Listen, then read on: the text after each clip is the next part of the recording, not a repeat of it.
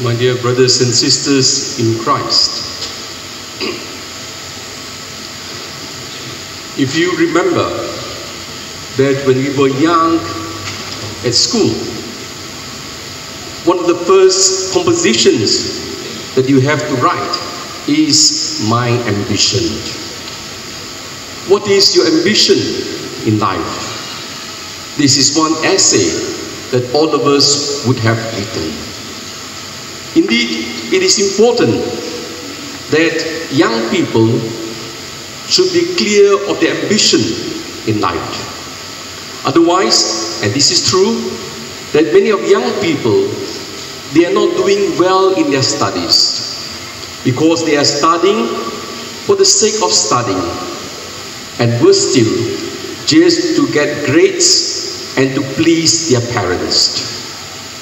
If a student studies only for these reasons, he will not go very far in his academic achievements.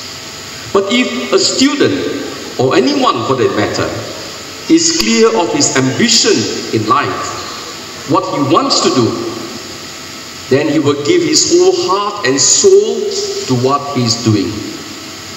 When there is a will, there is a way. So instilling a sense of ambition in our people is important, so that they will have passion and zeal in life and not just drift through life.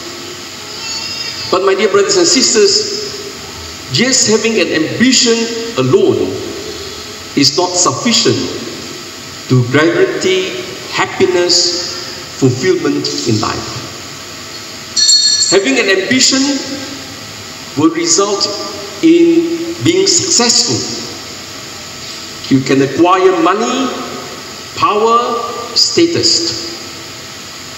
But just having an ambition can actually also destroy you. Because an ambition is concerned about oneself, about me, about my happiness, about my needs. It is inward looking. It is self-centered. It doesn't look beyond oneself.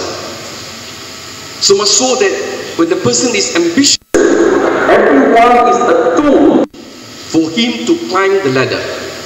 He makes use of people, and he would even destroy his opponents if they get in the way. They can become ruthless. They would even destroy and assassinate characters in order to get promoted, in order to do well. That is why ambition can actually destroy a person's well-being.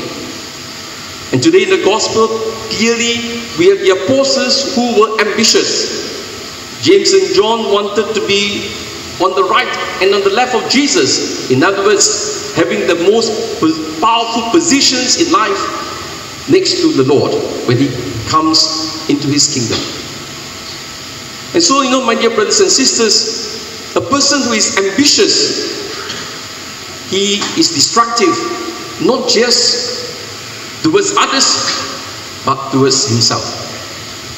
So he can be successful, he can be an achiever, but at the expense of peace, of joy and happiness.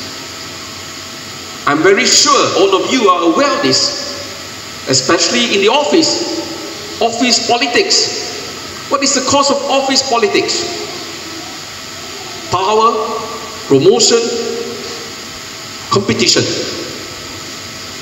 And that is why in such areas, instead of bringing peace and harmony, there is only division. All your energy, instead of being focused at your work, you are using half of your energy trying to get rid of your opponents. And sadly, this kind of politics does not only happen in the corporate world, but also sometimes, and quite often I must say, within the church, whether paid employees or even voluntary workers in organizations, in ministries, we find a lot of competition, a lot of conflicts, because just like James and John, we want to be on the left, we want to be the right. We want to seek for recognition, for power, for honor, for appreciation. And that is why it is very important today, when we come here this morning, as we celebrate Mission Sunday.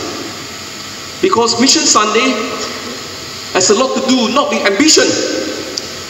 The mission of the church is not an ambition to conquer everybody and to make everybody a Catholic.